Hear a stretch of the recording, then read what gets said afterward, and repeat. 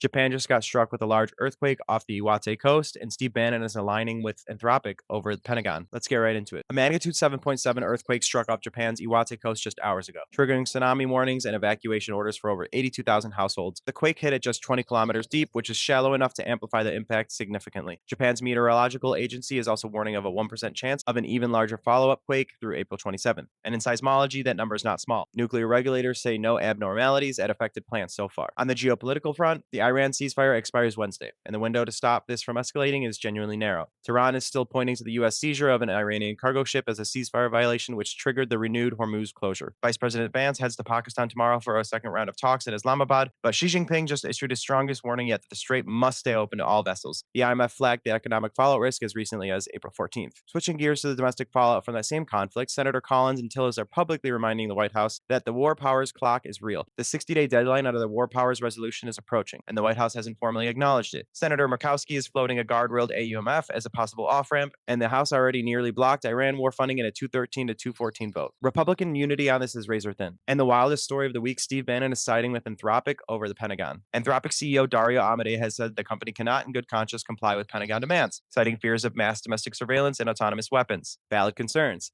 Microsoft and 22 retired military officials filed court briefs supporting Anthropic, arguing Defense Secretary Hegseth is retaliating against a private company. Bannon called for transparency about how weapon manufacturers use AI, which, yes, puts them in a rare alignment with Silicon Valley's safety crowd. That's all for today. Let me know if you want me to dive deeper on any of these topics, and as always, thank you for watching.